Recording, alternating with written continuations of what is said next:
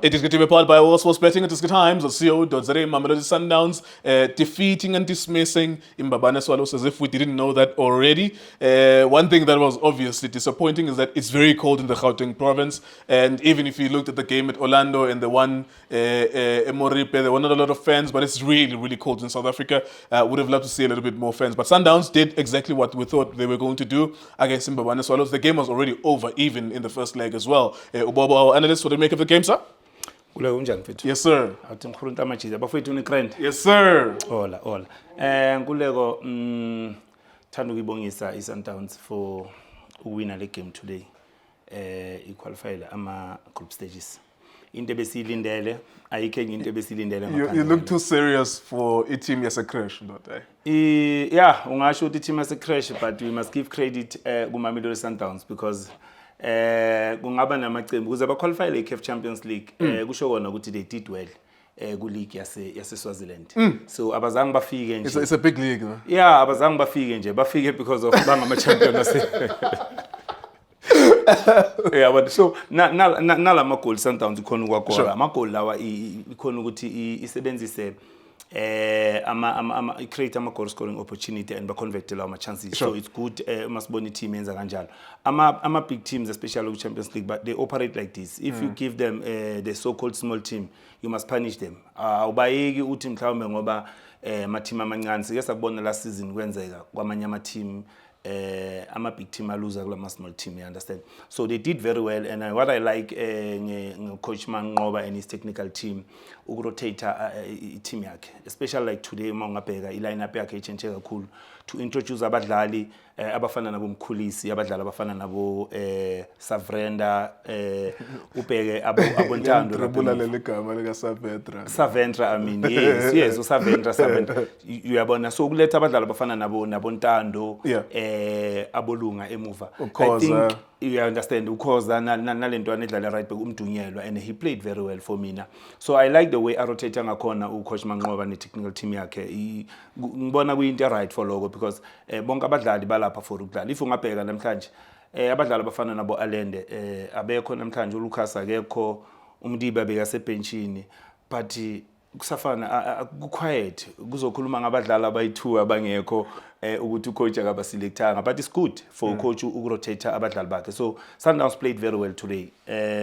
Ngibona the way idlale ngakhona, we came with a 3-4-3 the way siqhamuke ngakhona, and uma ungabheka uObas bekumuntu obekeza azongena phakathi besikhuphuka ngolunga nomdunyelwa he played very well nolunga. The way bakhuphuka ngakhona uma ungabheka umdlalo ofana nomdunyelwa bekenza umsebenzi ubelula because umdlalo ofana noLodge noKodisang bebazama ukuthi bangene ngaphakathi banikezela amajita ukuthi badlale, just that iside la Kodisang bekakude kakhulu, ulunga beyangeni phakathi, you understand? Yes. So but for mina ngibona badlale right amajita badlale right kakhulu. Yeah, I think the interesting question, Bobo, ukuthi will some of these players be able to knock on that door? I know you complimented Mdunyelwa. I liked him too.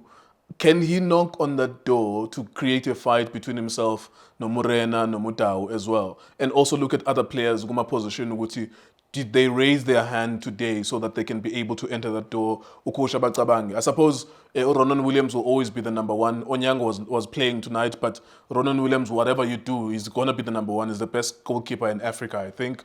But look at Mdunyelwa and some of the positions as well. Did they knock on that door enough so that they can be considered going forward? Yeah, they did, but we must check ukuthi approach ama game ngendlela engafani. Depend ukuthi ama game approach ama game kanjani. For me uMdunyelwa udlale kahle, but uma so uyo check kunama game la khona uyomdinga khona umuntu ofana noSailor.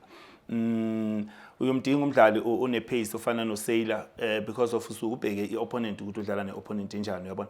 But bona iku Sundowns when we sign players, we don't just sign any player nje. Si sign quality players lawa sazi kahle ukuthi azosinceda going forward kuMamelodi Sundowns. So uma ngabheka na today ukungabi khona kwabadlali abafana nabo Mrena nabo Sailor, Mdunyelwa came in and he did very well. Kusho kona ukuthi i-chance azoyithola uzoyisebenzisa. Mina like i-player ezothi mabayinikeza i-chance isebenzise. Look at abolotchi namhlanje.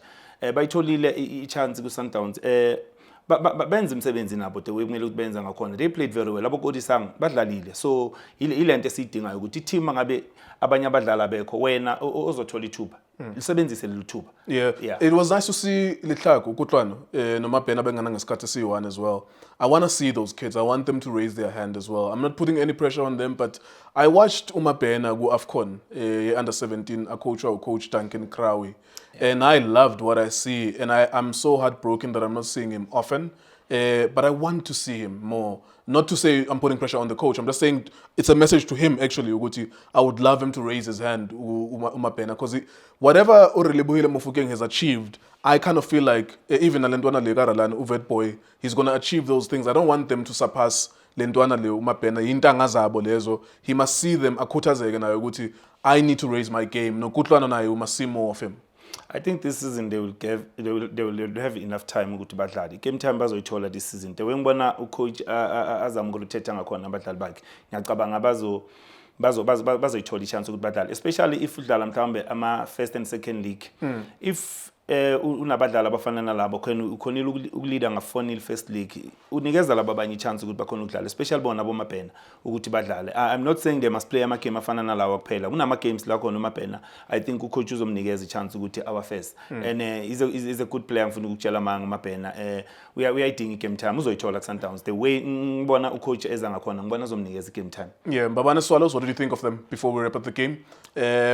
Of course, they were no match for Sundowns, but you had to be professional enough to defeat them. What can they take away from this game in Mbabane Swallows? Yazi angazi ukuthi ngathi Mbabane Swallows yenzeni today. The way ngibona i-Sundowns dominate ngakhona. No, ngikhuluma ivara. There's no throwing board to go back to. For bona ngibone nje kuphela ba chase ball. Bebalifuna ngetoshi. So kusho kona ukuthi ayikho into abayenzile bheka.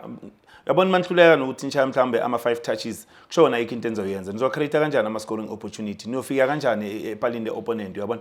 So ngibonakala vele nje mana iMbabane Swallows ayikho na first round uyibonile na ukuthi iMbabane Swallows bengekho at all. So Sundowns dominate kuwo wonke ama department wedale iMbabane Swallows. Angibonanga nje kunento lengathi mhlambe iyathembisa ukuthi they can score. Angazi but iMbabane Swallows out angifuni ukutshela manga. There you go. Thank you very much to Bobo. They get from UCAF somewhere around 900,000. UCAF announced ukuthi they give these teams 900,000 yokuthi bafly for this round. So well done to Mbabane Swallows. They didn't have to fly to South Africa. I'm sure they took a bus. So that's a positive thing. They put some of that money in the bank and it will help them be strong Eswatini in the league as well. Maybe they could use that money to buy some good players to be stronger and then come back to the Champions League. Otherwise, well done to Mamelodi Sundowns. They go to the group stages of the CAF Champions League. That's not something we don't expect. They go to the group stages. Secondly, we expect them to be number 1 or number 2 to go to the knockout round. That's what they've been doing every year for the past 5, 6, 7 years, or 8 years since the last time they won the CAF Champions League. Congratulations, Mamelodi Sundowns. It is Creativity Times, World Sports Betting. Thank you for watching us.